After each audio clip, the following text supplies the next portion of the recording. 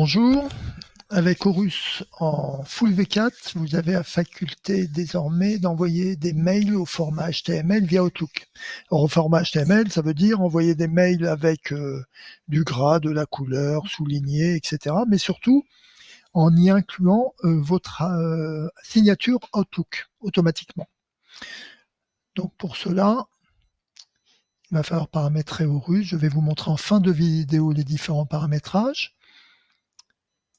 Mais je vais vous montrer déjà comment ça fonctionne. Donc là, on va envoyer un mail au niveau dossier. Donc que ce soit au niveau dossier, au niveau intervenant, ou que ce soit via l'historique document, lorsqu'on diffuse un document, etc. Vous aurez toujours la même interface avec les mails V4.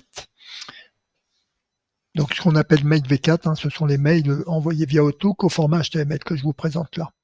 Vous aurez toujours cette interface. Donc, elle se présente de la manière suivante. En haut, vous avez les expéditeurs. Donc, les expéditeurs, ils vont correspondre aux comptes Outlook qui sont sur votre poste. Si vous avez, dans mon cas, j'ai deux adresses, les deux adresses me sont proposées en tant qu'expéditeur. Attention, dans certains cas particuliers, les études qui ont une adresse générique, qui est utilisée par tous les collaborateurs, il se peut qu'elles n'apparaissent pas là, donc ça sera à voir avec votre prestataire, car les adresses génériques souvent ne sont pas paramétrées en local sur le Outlook local de chacun des postes, mais elles sont paramétrées au niveau du serveur. Vous vous rapprocherez de votre prestataire informatique qui fera le nécessaire pour les paramétrer au niveau local et qu'elles apparaissent. Donc ça concerne les adresses génériques. Sinon, pour vos adresses, les vôtres, toutes celles qui sont dans Outlook seront proposées ici. Un paramétrage qu'on verra donc à la fin de la vidéo permet d'indiquer si vous avez plusieurs comptes Outlook, quelle est l'adresse que vous souhaitez voir utilisée par défaut en tant qu'expéditeur, et vous pouvez également indiquer les adresses associées à des comptes Outlook que vous ne souhaitez pas voir apparaître ici. Ensuite, on choisit un intervenant. Donc, pour un destinataire, un petit plus, un ou plusieurs. Là, on va en prendre un, mais on peut en prendre plusieurs. On en prend un. Donc, on a son adresse email par défaut. Mais je peux également choisir de prendre toutes ces adresses ou plusieurs adresses, ce qu'on ne pouvait pas faire avant. Donc là, on peut envoyer un mail directement à un destinataire, mais en mettant plusieurs adresses. Nous avons les copies. Les copies, c'est la même chose, sauf que évidemment la personne sera en copie. Donc, par exemple, et là je peux même la modifier évidemment. Voilà. Donc j'ai en destinataire support Horus et S-Mecaneg, et on va remettre donc plutôt S. Voilà. En copie. Copie invisible, c'est exactement le même principe, donc je vous laisserai regarder. Et par contre, adresse interne à études, c'est un peu différent, parce que là, on va aller prendre toutes les adresses des collaborateurs internes à études. Donc dans notre cas, je vais prendre celui-ci par exemple, et je souhaite informer un de mes collègues de l'email que je suis en train d'envoyer. Et là, par contre, quand c'est interne à études, c'est moi qui choisis s'il est en copie invisible, etc. Donc là, on va le mettre par exemple en copie invisible. Ensuite, mais donc vous avez bien vu que ici, ça permet, vous avez toutes les adresses email de tous les collaborateurs de l'étude, pour peu qu'ils aient une adresse email renseignée dans le paramétrage utilisateur. Donc nous avons nos destinataires, copies, etc. En dessous, il y a la partie document. Donc la partie document Horus et document libre. Partie document Horus, on fait un petit plus, on affiche tous les dossiers, tous les documents du dossier. Donc on en sélectionne un ou plusieurs, on fait ajouter. Le document est là, qu'on peut visualiser.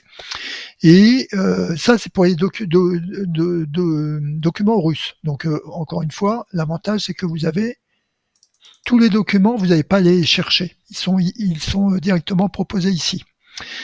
Mais on peut également ajouter des documents libres. Donc, en bas, je clique sur la petite barre documents ici. Donc, de deux façons, soit avec le petit plus, soit avec un glisser-déplacer. Donc, on va le faire en glisser-déplacer. Voilà. j'ai ajouté un document, un PDF. Donc là, j'ai deux documents, un document russe et un document PDF. Et on peut voir que dans chaque bandeau, sans les ouvrir, on sait qu'il y a un destinataire, une copie, 0 copie invisible, une adresse interne à étude, un document russe, un document. À noter que en bas, au milieu, vous avez le poids du mail. Donc c'est important, nous y viendrons après, c'est important dans certains cas où certaines messageries sont limitées en poids de mail, en nombre de mégas par exemple. Certaines études ne peuvent pas envoyer plus un mail qui fait plus de 10, 15 mégas, etc. Donc nous verrons ensuite, car on va vous proposer également une solution. Donc pour l'instant, ce mail-là, il est tout petit, il fait un demi-méga, donc il n'y a pas de souci. Donc en haut, on a l'objet, et à droite de l'objet, on a une petite loupe, ce sont les modèles HTML. Donc vous avez des modèles texte aujourd'hui, et des modèles en format texte que vous avez créé, et on peut créer donc des formats HTML qui ont donc, comme vous pouvez le voir ici, par exemple de la couleur, une photo, etc. Donc on va prendre ce modèle, par exemple, je double-clique dessus. Voilà, j'ai automatiquement ce modèle. Je peux, comme on l'a annoncé, mettre en gras, souligner, etc. Voilà. Je peux également, en bas à droite, demander un avis de lecture et un accusé de réception. Et où? Alors à noter cependant que nous ne maîtrisons pas ces deux informations, ce sont les opérateurs. Par exemple, Gmail envoie rarement un accusé de réception ou un avis de lecture. Donc on propose la fonctionnalité, mais ça ne dépend pas que de nous. Donc là, j'ai un mail avec plusieurs destinataires ou copies et deux documents joints. Et alors la signature ici n'apparaît pas, par contre, elle apparaîtra automatiquement lors de l'envoi du mail. On va aller récupérer la signature associée au compte expéditeur, donc S Mechanagorus dans ce cas-là. Donc j'envoie, donc le mail, voilà, est parti.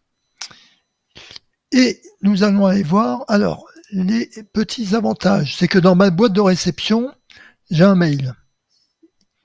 Voilà, j'ai d'abord, alors, j'ai un mail qui a été remis, lu, voilà, et là il a été remis, et il a été, alors pas encore lu, voilà, il est là. On a dit, donc selon ce qu'on va recevoir, hein, je vous dis, on ne maîtrise pas, ça dépend où on les envoie, mais en tout cas, on a des informations comme quoi c'est remis et comme quoi c'est lu. Donc le mail est là, on a bien nos deux pièces jointes qui sont converties en PDF dans tous les cas. Donc j'ai bien ma pièce jointe, hein, si je double-clique dessus, voilà, j'ai un petit document, là, comme ça vous le verrez, qui vous indique comment fonctionne et comment on paramètre les mails V4 dans Outlook. Donc j'ai bien le gras, le souligné, le jaune, etc. Et surtout la signature. Donc ma signature a été automatiquement ajoutée ici. Voilà. Donc l'avantage également, c'est que je l'ai dans les éléments envoyés. Si je vais dans les éléments envoyés, dans Outlook, je le conserve également. Donc si je retourne dans mon dossier cette fois, on va également aller voir, hop, on va aller voir le journal des emails. Le journal des emails pour ce dossier. On va s'apercevoir que si on double-clique sur le mail qui vient d'être envoyé à 14h27, eh bien j'ai automatiquement le mail directement, le mail Outlook qui a été envoyé. Si je veux le renvoyer, je clique sur envoyer. Voilà. Donc on a réellement ce qu'on a envoyé. Et si on le regarde, pardon, on voit les copies, les destinataires, copies invisibles. Hein. Pour le deuxième exercice, on va envoyer un mail directement à un intervenant. Donc là, clic droit sur un intervenant. Voilà, donc là, on n'a pas besoin d'ajouter l'adresse puisque tout à l'heure, on a fait envoyer un mail au dossier. Il fallait rajouter les intervenants. Là, on a directement intervenant et son adresse. Je passe sur les copies invisibles parce que c'est pas l'objet de la présentation, la 2 secondes présentation. Là, on va regarder comment Horus va nous permettre d'envoyer un mail volumineux, c'est-à-dire avec des documents, des pièces jointes importantes qui peuvent contenir des photos, de la vidéo, etc. et qui ne passeraient jamais si on les envoyait directement par Outlook, par exemple. Donc là, on fait un petit plus, on va aller chercher nos documents. Donc pour exemple, on va prendre un peu plus de 100 mégas, par exemple. Ici, j'ai des documents de 50 mégas, j'en prends 3. Donc j'ai un mail de 150 mégas quasiment. Il me suffit de cliquer sur envoyer. Horus a détecté que ça faisait plus de 25 mégas, c'est la limite qu'on a paramétrée dans notre Horus, donc il ne peut pas envoyer le mail directement dans Outlook. Il va faire appel au modulage transfert. Le modulage transfert va envoyer un lien, et non pas les pièces jointes, va envoyer un lien dans le mail qui va permettre au destinataire de télécharger les pièces jointes. Donc d'un mail d'un volume important. Donc là, on a une petite fenêtre qui s'ouvre, qui nous permet de suivre le déroulement de l'envoi. On a le nombre d'étapes, 1 sur 5, 3 sur 5, etc. Ce sont des étapes purement techniques. On met ça dans un fichier, on convertit, on met ça dans un fichier zip, on envoie le mail, voilà, le mail est envoyé, on peut fermer, c'est vert. Donc là, on peut aller voir dans nos éléments envoyés, le mail qui vient d'être envoyé, c'est celui-ci. Donc, ce mail ne contient pas de pièce jointe, mais il contient un lien uniquement. Donc, un lien qui nous permet, alors attendez, pardon, voilà. Alors, il contient un lien. Si on clique sur ce lien, voilà. Alors, c'est à côté. Je vous ramène ça de suite. C'est sur l'autre écran.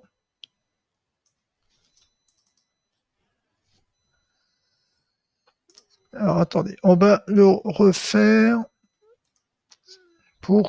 parce que ça s'est passé sur l'autre écran. Donc voilà, on le refait.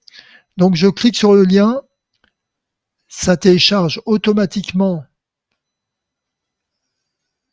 le zip. Et quand je double-clique dessus et que je vais voir à l'intérieur, j'ai bien mes pièces, voilà, toutes mes pièces. Donc si j'ouvre le PDF, il contient bien des photos. Ce sont pour information, ce sont des photos de l'Assemblée 2023. Voilà, donc le mail a bien été envoyé alors les pièces jointes faisaient 150 mégas. Donc ça, c'est dans mes éléments envoyés. J'ai la même chose au niveau de mes éléments de la boîte de réception, puisque je me le suis envoyé. Voilà. Le lien est valide pendant 14 jours, comme indiqué ici. Dans mon Horus, si je vais dans le journal des emails, je l'ai ici également. Voilà. Voilà, donc ça c'était pour le modulage transfert. Donc maintenant pour terminer, juste le paramétrage rapidement. Déjà les modèles de dossier, c'est paramètres dossier, modèle de mail, pardon, pas modèle de dossier, modèle de mail. On a des modèles, vous aviez des modèles de mail en TXT et désormais vous pouvez avoir des modèles de mail en HTML. Donc on ne peut pas les reprendre automatiquement. Donc le principe, ça va être de les créer une fois pour toutes. Vous prenez un modèle de mail texte, vous faites copier, ajoutez un modèle, donc lui il s'appelle PJ, ajoutez un modèle HTML, vous l'appelez également PJ, hop, PJ HTML par exemple, effectivement, voilà. Vous faites coller, vous pouvez ici mettre le format que vous souhaitez, et vous avez désormais alors on l'a mis ici, voilà. Veuillez trouver si joint les pièces du dossier demandé. Et ce modèle de mail sera proposé désormais lorsque vous enverrez un mail au format HTML. Et enfin, les paramètres qui nous intéressent, ce sont tous les paramètres mail V4. Voilà. Le premier, il faut mettre Outlook. Donc, Outlook, on avait déjà Outlook. Le second, c'est le mail par défaut qu'on souhaite proposer en premier en tant qu'expéditeur. Si vous avez plusieurs comptes Outlook, ben vous mettez ici, par exemple, voilà l'adresse que je souhaite voir proposée en premier en expéditeur. Alors, par contre, c'est pas à faire au niveau études, puisque, sauf si vous avez une adresse générique pour tout le monde, mais si chacun a une adresse différente, vous le faites au niveau utilisateur, paramètres, études, utilisateur, et vous ajoutez ce paramètre. Le format HTML, il faut mettre oui, donc pas de souci. Le poids pour H-Transfert, ça, c'est à voir avec votre prestataire. C'est à partir de quand votre Outlook ne peut plus, à partir de quel poids votre Outlook ne peut plus envoyer de mail. Ça peut être 10, 15, 20 mégas. Je ne peux pas vous dire, c'est à voir. Nous, c'est 25.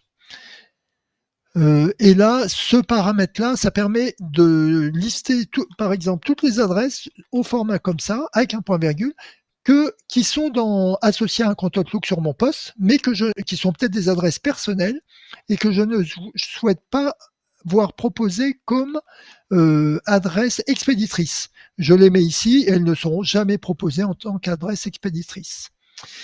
Voilà pour les mails V4 et le module H-Transfert. Si besoin d'aide pour le paramétrage, notre équipe support vous en donnera.